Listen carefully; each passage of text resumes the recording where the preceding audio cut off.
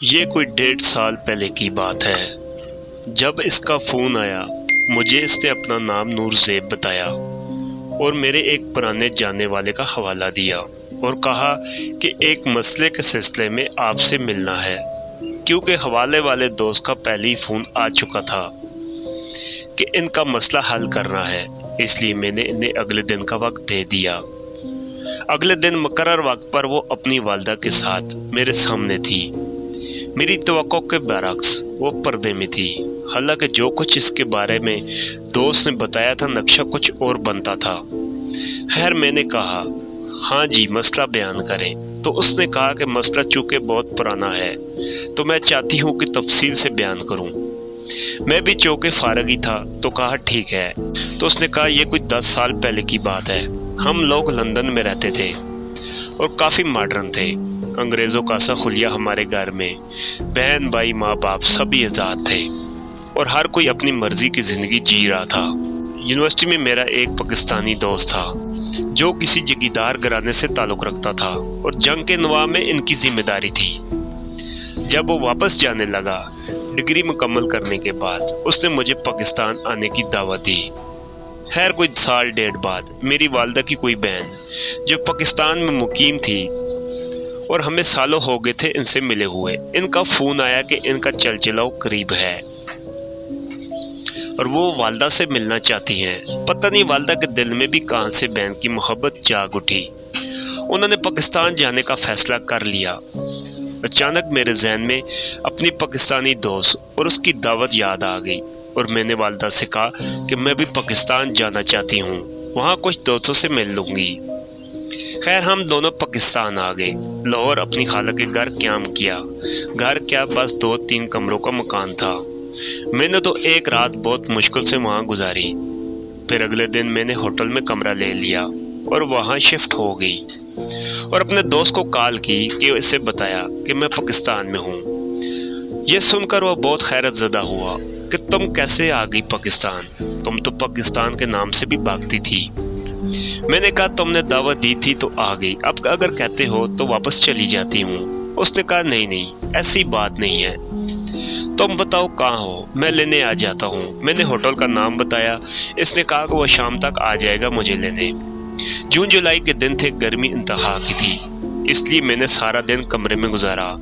شام میں وہ مجھے لینے آ گیا۔ چائے پینے کے بعد میں نے والدہ کو فون کیا اور بتایا کہ میں اپنے دوست کے ساتھ جا رہی ہوں۔ وہاں سے ہم اس کے گاؤں آ گئے جو کہ جنگ کے قریب واقع تھا۔ ویسے تو ان کی رہائش لاہور میں بھی تھی مگر میں نے جنگ جانے کو ترجیح دی۔ رات گئے ہم اس کے گاؤں پہنچے جہاں ان کا گھر تھا۔ گھر کیا ایک عالی شان حویلی تھی، دروازے پہ اس کی والدہ اور بہنیں کھڑی تھیں۔ سلام دعا کے بعد مجھے اندر لے جایا گیا اور جہاں فریش ہونے کے بعد کھانے کے کمرے میں کھانا کھایا گیا۔ لندن میں رہنے کے باوجود میں رات کو جلدی سونے کی عادی تھی، اس سے صحت اچھی رہتی ہے۔ مجھے جو کمرہ دیا گیا اس میں جہازی سائز کا بیڈ تھا، میں نے اپنی زندگی میں اتنا بڑا لکڑی کا بیڈ پہلی دفعہ دیکھ رہی تھی۔ خیر کمرے میں تھوڑی واک کے بعد میں سونے کے لیے لیٹ گئی۔ ابھی آنکھ لگی تھی، تھوڑی دیر ہی ہوئی تھی کہ مجھے ایسا محسوس ہوا جیسے مجھے کوئی گور رہا ہے۔ چونکہ نیند ابھی کچی تھی اس لیے احساس زیادہ شدت سے ہو رہا تھا۔ میں اٹھ کر بیٹھ گئی کیونکہ احساس بہت شدت سے ہو رہا تھا مگر کمرے میں کوئی نہیں تھا۔ میں نے دروازے کھڑکیاں سب چیک کیے مگر سب بند تھے۔ اسی چلنے کی وجہ سے کمرہ کافی ٹھنڈا تھا مگر مجھے پسینہ آنا شروع ہو گیا تھا۔ دیکھے جانے کا احساس مسلسل بڑھ رہا تھا۔ مجھے پہلی دفعہ اپنے چھوٹے کپڑوں کی وجہ سے بہت شرم محسوس ہو رہی تھی۔ میں نے بستر پر موجود چادر لپیٹ لی تو دیکھے جانے کا احساس یکدم ختم ہو گیا۔ میں نے اپنا وہم سمجھا کیونکہ جنات سے کبھی واسطہ نہیں پڑا تھا۔ یہ نہیں کہ میں ایسی چیزوں کو مانتی نہیں تھی کیونکہ لندن میں بھی بہت سی ایسی جگہ تھیں مگر اس وقت میرا دھیان بالکل اس طرف نہیں گیا۔ خیر میں نے چادر لپیٹی اور سو گئی۔ رات کا پتہ نہیں کون سا پیر تھا جب مجھے احساس ہوا جیسے کوئی میرے جسم کے ساتھ کھیل رہا ہے۔ نیند بہت گہری ہونے کے باوجود اس کے ہاتھ کی تپش نے مجھے جاگنے پر مجبور کر دیا۔ جب میری آنکھ کھلی تو مجھے محسوس ہوا جیسے کوئی بیڈ سے نیچے اترا ہے۔ وہ چادر جو میں لپیٹ کر سوئی تھی وہ بیڈ کے نیچے پڑی تھی۔ پھر اس کے بعد مجھے نیند نہ آئی اور باقی کی رات سوتے جاگتے گزری۔ صبح طبیعت نیند نہ پوری ہونے کی وجہ سے کچھ ناساز تھی، اس لیے بیڈ سے اٹھنے کو دل نہ کیا، مگر چونکہ چائے کی طلب ہو رہی تھی اس لیے کپڑے بدلے اور باہر نکلی۔ ابھی صبح پوری طرح نہیں ہوئی تھی، ہلکا ہلکا اندھیرا تھا۔ میں گھومتے گھومتے کچن کی طرف نکل گئی جہاں پر ایک ملازمہ تھی۔ اسے چائے کا کہا تو اس نے کہا، بی بی چائے کمرے میں دے دوں یا باغ میں؟ میں نے کہا باغ کہاں ہے؟ اس نے کہا حویلی کے پچھلی طرف ہے۔ میں نے کہا مجھے باغ کا راستہ بتا دو اور وہ چائے وہیں لے آنا۔ اس نے باہر آ کر مجھے باہر جانے کا راستہ بتایا اور اندر چلی گئی۔ میں وہاں سے باغ میں آئی۔ صبح کی ہوا اور سرسبز درخت دیکھ کر طبیعت تھوڑی بحال ہوئی۔ باغ جو کہ بس تھوڑے سے پھلدار اور پھولوں والے پودوں پر مشتمل تھا۔ باغ کا ایک چکر لگایا تو طبیعت ذرا فریش ہوئی تو وہاں دیکھا ایک ٹیبل لگا ہوا ہے جس کے ساتھ صرف ایک کرسی پڑی تھی۔ ٹیبل پر پھل، جوس اور چائے کے برتن نظر آ رہے تھے۔ میں نے سوچا میں نے تو صرف چائے کا کہا تھا، ہو سکتا ہے اس نے سوچا ہو جوس اور پھل بھی دے دیتی ہوں، جو کھانا ہے کھا لے گی۔ طبیعت چونکہ تھوڑی فریش ہو گئی تھی اس لیے چائے کے بجائے جوس کو ترجیح دی۔ جوس بالکل تازہ تھا، پی کر طبیعت اور فریش ہو گئی۔ 2 گلاس جوس پینے کے بعد میں اندر آ گئی۔ وہ ملازمہ ملی نہیں ورنہ اس کا شکریہ ادا ضرور کرتی۔ خیر 2 ملازموں سے پوچھ گچھ کے بعد میں اپنے کمرے تک پہنچی، نہا کے کپڑے بدلے۔ اسی دوران بھی 1-2 بار دیکھنے جانے کا احساس ہوا مگر زیادہ دیر نہیں۔ اسی دوران دوست کی بہن آئی اور کہا کہ آئے ناشتہ تیار ہے۔ زندگی میں پہلی دفعہ دیسی ناشتہ کیا جو کہ بہت مزیدار لگا۔ اسی دوران دوست کی چھوٹی بہن نے کہا کہ آج بارش ہو گئی، باہر بہت زیادہ بادل آ گئے ہیں۔ یہ ایک اچھی خبر تھی۔ میں نے ان کے ساتھ مل کر باہر گھومنے کا پلان بنایا۔ انہوں نے کہا پہلے وہ مجھے گاؤں میں اپنی زمینوں کا وزٹ کرائیں گے، بعد میں قریب موجود سلطان بہو کے مزار پر جائیں گے۔ ناشتے کے بعد ہم پیدل ہی وہاں سے نکلے۔ ہمارے پیچھے کوئی 10 گارڈ ہوں گے۔ میں نے کہا گارڈ کیوں؟ دوست نے بتایا کہ ہم زمینداروں کی دشمنیاں ہوتی ہیں اس لیے گارڈ رکھتے ہیں۔ وہاں ان کی زمینیں تھیں جو کافی رقبے پر تھیں۔ ان کی کاشتکاری کے نزدیک نہر گزرتی تھی جس پر انہوں نے درخت لگا کر بہت خوبصورت ماحول بنایا ہوا تھا۔ اس دوران بھی مجھے لگا کہ اس سب کے علاوہ میرے ساتھ کوئی ہے جس کی سانسیں بعض دفعہ میں اپنے کانوں کے قریب محسوس کرتی ہوں۔ خیر نہر پر بیٹھ کر ہم نے بہت سی باتیں لندن کی۔ اسی دوران باتوں کا رخ جنات کی طرف مڑ گیا تو دوست نے بتایا کہ ان کی حویلی میں بھی کہتے ہیں کہ جنات ہیں، مگر آج تک انہوں نے کسی کو کچھ نہیں کہا، مگر ان کو محسوس ضرور کیا کئی لوگوں نے۔ میں نے کہا کہ وہ کسی خاص جگہ پر ہیں یا پوری حویلی میں؟ تو اس نے بتایا کہ حویلی میں کئی جگہ پر ان کی موجودگی محسوس ہوتی ہے۔ میرے دل نے کہا کہ بتا دوں کہ رات میرے ساتھ کیا ہوا، مگر پھر جیسے یہ بات میرے ذہن سے بالکل نکل گئی اور ہم دوسری باتوں میں لگ گئے۔ دوپہر کے بعد ہم واپس آئے، کھانا کھایا اور آرام کرنے کے لیے اپنے اپنے کمروں کی طرف چلے گئے۔ راستے میں میں نے صبح والی ملازمہ کو دیکھا تو میں نے کہا صبح میں نے تمہیں صرف چائے کا کہا تھا مگر تم نے تو جوس اور فروٹ بھی ساتھ رکھ دیا ٹیبل پر۔ تو جو اس نے کہا وہ میرے ہوش اڑانے کے لیے کافی تھا۔ تو اس نے کہا بی بی جی میں تو باغ میں گئی تھی مگر آپ وہاں نہیں تھی، تو میں نے سوچا کہ شاید واپس کمرے میں چلی گئی ہوگی، تو میں کمرے میں چائے لے کر چلی گئی۔ آپ کے غسل خانے سے پانی گرنے کی آواز آ رہی تھی تو میں چائے رکھ کر واپس آ گئی۔ یہ سننے کے بعد مجھے ڈرنا چاہیے تھا مگر پتہ نہیں کیوں میرے دل میں ذرا سا بھی ڈر پیدا نہیں ہوا، بلکہ میں ہنستے ہوئے وہاں سے اپنے کمرے کی طرف بڑھ گئی۔ کمرے میں جانے کے بعد مجھے یاد آیا کہ وہ ملازمہ کیا کہہ رہی تھی۔ جب میرے ذہن میں وہ باتیں واپس گھومی تو میرے پسینے چھوٹ گئے۔ مجھے یکدم سے کمرے میں خوف محسوس ہونے لگا، جیسے کمرے میں کوئی موجود ہو اور مجھے دیکھ کر مسکرا رہا ہو۔ میں نے بچپن کے بعد پہلی دفعہ زندگی میں جو کچھ بھی پرانی یاد مجھے یاد تھی دل میں پڑھنی شروع کر دی، تو ڈر کچھ کم ہوا مگر دیکھتے جانے کا احساس لگاتار محسوس ہوتا رہا۔ میں فریش ہونے کے بعد کپڑے بدل کر کمرے سے باہر نکل گئی اور دل میں فیصلہ کر لیا کہ اپنے دوست کو اس کے بارے میں بتاؤں گی اور آج اس کمرے میں نہیں سوؤں گی، مگر مجھے کیا پتا تھا کہ قدرت میرا فیصلہ پہلے ہی لکھ چکی ہے۔ باہر سب جمع تھے کیونکہ مزار شریف سلطان بہو پر جانے کا پروگرام بنایا سب نے۔ جیسے ہی میں ان سب کے پاس پہنچی تو کمرے والی بات میرے ذہن سے یوں غائب ہو گئی جیسے میرے ساتھ کچھ ایسے ہوا ہی نہ ہو۔ ہم 2 گاڑیوں میں مزار شریف کی طرف روانہ ہوئے۔ راستے میں بھی بارہا مجھے کسی کا احساس ہوتا رہا، مگر میں چاہ کر بھی کسی کو اس کے بارے میں نہیں بتا سکی۔ جب بھی ارادہ کیے کہ بتاؤں تو میرا ذہن بالکل صاف ہو جاتا۔ مزار پر جب ہم پہنچے تو اتنا رش نہیں تھا عوام کا۔ مزار کے سامنے موجود وضو خانے سے سب نے وضو کیا۔ میں جیسی وضو کر کے نیچے اتری تو ایک فقیرنی جس کے بال مٹی میں اڑے ہوئے تھے یکدم میرے سامنے آ گئی۔ فقیرنی کا حلیہ دیکھ کر میں ڈر گئی، وضو خانے کی سیڑھیوں پر گر گئی۔ فقیرنی میری طرف دیکھتی رہی اور پھر بولی، ایسی چیزوں کو ساتھ لے کر اللہ والوں کے پاس نہیں آتے۔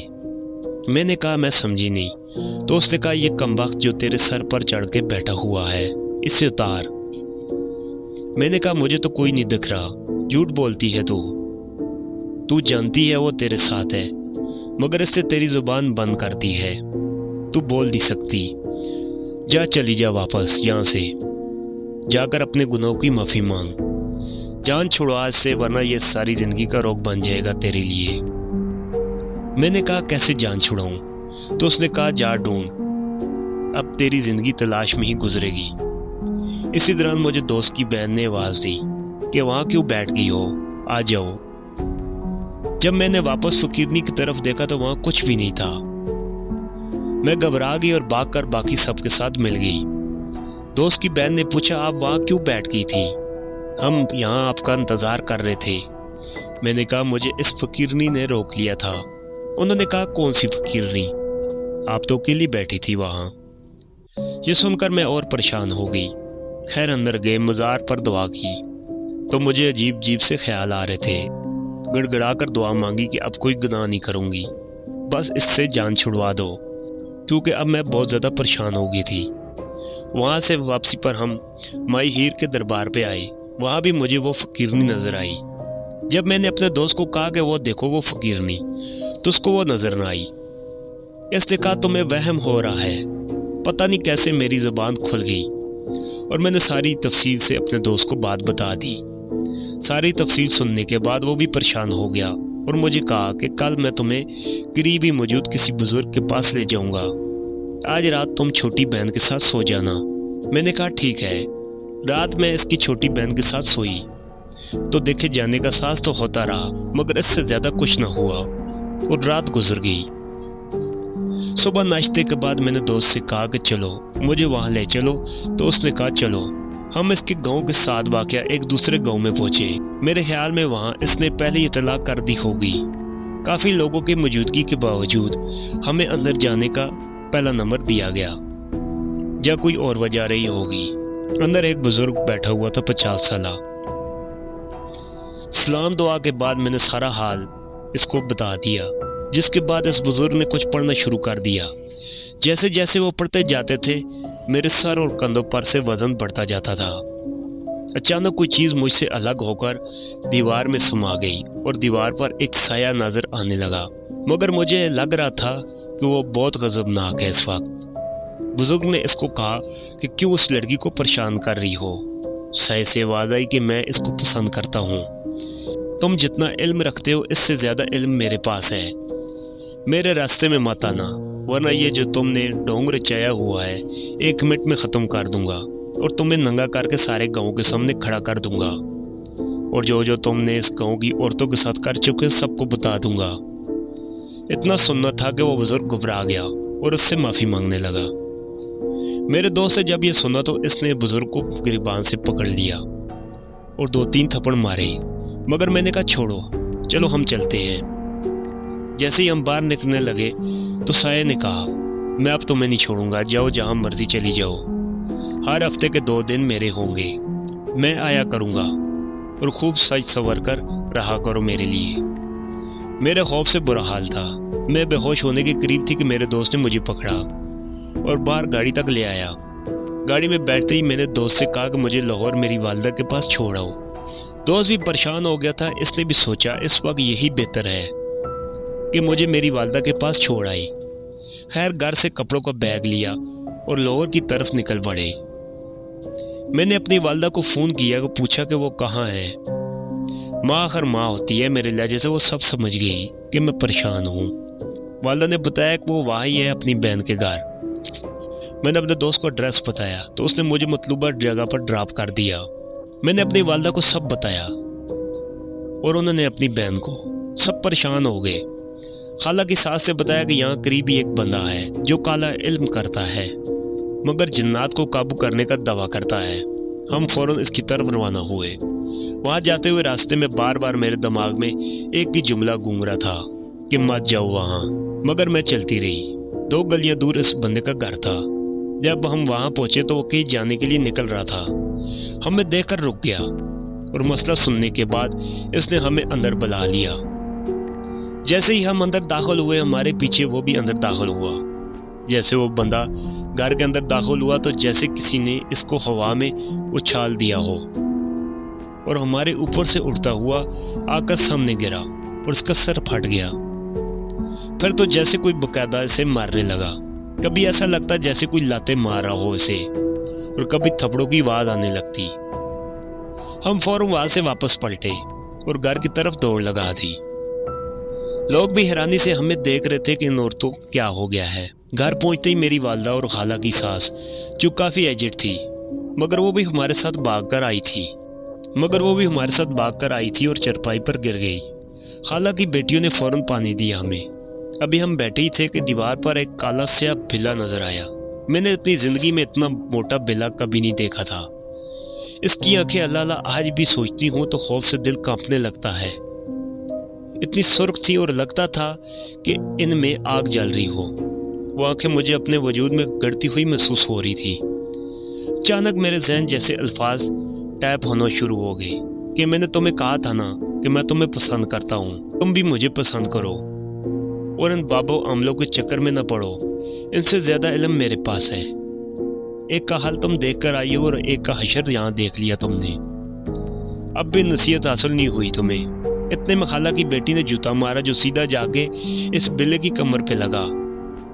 جوتا لگتے ہی اسے پلٹ کر اس کی طرف دیکھا۔ جیسی اس کی نظریں خالہ کی بیٹی کی نظروں سے ملی، خالہ کی بیٹی نے تڑپنا شروع کر دیا، آنکھوں کو پکڑ کر اور اونچی اونچی آواز میں رونے لگی۔ میرے ذہن میں پھر سے ٹائپنگ شروع ہو گئی۔ تمہارے اور میرے درمیان اگر کوئی آیا تو اسے ایسی ہی سزا ملے گی۔ میں نے کہا اس کا قصور نہیں ہے، وہ نہیں جانتی تم کون ہو، اسے معاف کر دو۔ اس نے کہا جو سزا دے دی ہے وہ دے دی، ہاں اس کی سزا مختصر کر دیتا ہوں، صبح تک یہ ٹھیک ہو جائے گی۔ اتنا کہہ کر وہ بلا دیوار سے دوسری طرف اتر گیا۔ وہ دن آج کا دن ہم کئی عاملوں بزرگوں کے پاس گئے، کئی بزرگوں کے پاس گئی مگر کچھ نہیں بنا۔ اس طرح وہ باقاعدگی سے ہفتے میں 2 دن میرے پاس آتا ہے اور مجھے استعمال کرتا ہے۔ کئی دفعہ اس نے مجھے نکاح کا کہا مگر میں اس سے نکاح نہیں کرنا چاہتی۔ اس کے استعمال کرنے کے بعد میری حالت ایسی ہو جاتی ہے جیسے میں صدیوں کی مریض ہوں اور جیسے میرے بدن سے خون بالکل ختم ہو گیا ہو۔ اب میں تھک گئی ہوں، میں اب اور اسے برداشت نہیں کر سکتی۔ کسی نے مجھے آپ کے استاد محترم کا پتہ بتایا تو ہم ان کے پاس گئے تو وہ بہت بیمار تھے۔ پھر ان کے ایک مرید نے کہا کہ ان کا ایک شاگرد ہے، آپ اس سے مل لیں، ہو سکتا ہے وہ آپ کی کچھ مدد کر سکے۔ پھر اس کے کہنے پر ہم آپ کے پاس آئے ہیں۔ جب وہ اپنی کہانی سنا چکی تو استاد محترم نے اس سے کچھ سوال پوچھنے کے بعد اسے گلے میں ڈالنے کے لیے ایک نقش دیا جو اسی وقت پہنا دیا گیا۔ جیسے ہی نقش بنایا گیا اس نے بتایا کہ میرا وجود ہلکا ہو گیا ہے۔ استاد محترم نے اسے دوبارہ 1 ہفتے کے بعد آنے کا کہا۔ 3 دن بعد کا واقعہ ہے کہ میں اور استاد بیٹھے کسی موضوع پر گفتگو کر رہے تھے تو یکایک کمرے میں ٹھنڈک کا احساس بڑھ گیا۔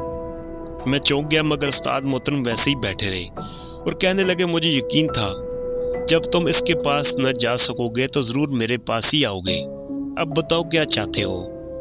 استاد کی بات ختم ہوتے ہی دیوار پر ایک سایہ بن گیا جس میں سے آواز آنے لگی کہ یہ آپ نے اچھا نہیں کیا، میں اس لڑکی کو نہیں چھوڑ سکتا، میں اس سے محبت کرتا ہوں، آپ اس سے میرا نکاح کروا دیں مگر مجھے اس سے جدا نہ کریں۔ استاد نے کہا سنا ہے تم نے بہت سے عاملوں اور بزرگوں کی بےزتی کی ہے۔ تو اس نے کہا کہ وہ لوگ اسی قابل تھے، لوگوں کو فراڈ سے لوٹتے تھے، اگر کسی کے پاس سچ میں تھوڑا بہت ہوتا تو میں اسے ڈرا دھمکا کر چپ کروا دیتا تھا۔ مگر یہ پہلی بار ہوا ہے کہ آپ نے صرف ایک نقش سے مجھے مجبور کر دیا ہے۔ خیر بہت سی باتیں ہوئیں مگر وہ لڑکی کو چھوڑنے کے لیے تیار نہ تھا۔ استاد نے کہا تمہارے پاس 2 ہفتے ہیں، اپنا زور آزما لو یا سوچ لو اچھی طرح کیا کرنا ہے تمہیں۔ کچھ دن بعد ہی وہ ماں بیٹی بھی آ گئیں اور اپنے ساتھ تحفے اور نذرانے لے کر آئیں۔ استاد نے صرف اتنے رکھ لیے جتنے اخراجات آ سکتے تھے، باقی سب واپس کر دیا۔ وہ شکریہ ادا کرتے نہیں تھکتی تھی کہ 10 سالوں میں پہلی بار سکون سے سوئی ہوں۔ وہ آیا ضرور مگر دروازے کے سامنے کبھی دیوار پر کبھی چھت پر دھمکیاں دیتا رہا۔ خدا آپ کو سلامت رکھے، آپ نے میری زندگی بچا لی۔ انہوں نے استاد کو کہا کہ آپ جتنا پیسہ کہیں ہم دینے کو تیار ہیں، بس آپ اس سے ہمیشہ کے لیے ہمارا پیچھے چھڑوا دیں۔ استاد نے کہا پیسے جتنے چاہیے تھے ہم نے لے لیے، اب اس سے زیادہ ایک پیسہ بھی نہیں چاہیے، اور انشاءاللہ وہ اب ساری زندگی آپ کے قریب نہیں آ سکے گا۔ 2 ہفتے بھی نہ گزرے تھے کہ وہ پھر آ گیا اور معافی مانگنے لگا کہ ایک دفعہ وہ خسار ختم کر دے، میں بس آخری بار اس سے مل لوں پھر چھوڑ دوں گا اسے۔ مگر استاد نے کہا نہیں۔ استاد نے کہا کہ میں جانتا ہوں جو تم اس کے ساتھ کرتے رہے ہو اور اب کیا کرنا چاہتے ہو، اس لیے میں تمہیں کبھی اجازت نہیں دوں گا۔ تمہارے پاس 2 ہی راستے ہیں، اپنا علم آزماؤ میرے مقابلے میں یا پھر عزت سے اسے چھوڑ دو۔ جب اس سے دیکھا کوئی حل نہیں ہے تو اس نے کہا کہ میں اس شرط پر اسے چھوڑ دوں گا کہ آپ مجھے اپنے پاس رہنے کی اجازت دے دیں۔ بس یہی استاد نے غلطی کر دی اور اسے اپنے پاس رکھنے کی اجازت دے دی۔ 6 مہینے تک تو وہ بڑی فرما برداری سے رہا۔ استاد محترم چہل کاف کے عالم تھے، کرسی کا حصار باندھتے تھے۔ ایک رات وہ دیر تک استاد محترم کے پاس رہا۔ سردیوں کی رات تھی جب استاد محترم نے کہا چلو اب میں وضو کے لیے حصار باندھ لوں، تو اس نے کہا کہ اب میرے جیسا جن آپ کا محافظ ہے، کسی کی کیا مجال جو آپ کی طرف آئے، یہ حصار آپ رہنے دیا کریں۔ خیر اس رات تو انہوں نے حصار باندھ لیا، مگر اس کے مسلسل اصرار پر ایک دن انہوں نے حصار چھوڑ دیا۔ اسی طرح وہ 15-20 دن یہ سلسلہ چلا، اور ایک دن استاد محترم کی جا رہے تھے، وہ بھی ساتھ ہی تھا۔ اچانک سے اس نے بائک کا ہینڈل موڑ دیا اور بائک ایک کار کے ساتھ جا ٹکرائی، کافی چوٹیں آئیں۔ ہسپتال لے جایا گیا جہاں وہ 10 دن زندگی کی موت سے لڑتے رہے، اور اسی دوران انہوں نے مجھ سے یہ سارے واقعات بیان کیے۔ 10 دن بعد ان کا وصال ہو گیا۔ اللہ پاک ان کی مغفرت فرمائے اور ان کے درجات بلند فرمائے۔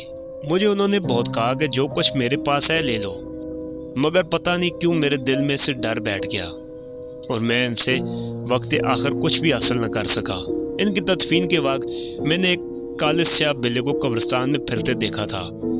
اب بھی لوگ کہتے ہیں کہ انہوں نے اس قبرستان میں ایک بڑے سائز کا کالا بلا اکثر دیکھا ہے، پتہ نہیں اب وہ کیا کرنے آتا ہے وہاں۔ وہ خاتون مستقل پاکستان میں رہتی ہے اور شادی شدہ ہے، ماں شادہ سے بہت عبادت گزار ہے۔ جمعرات استاد محترم کی قبر اور حاضری دینے ضرور آتی ہے۔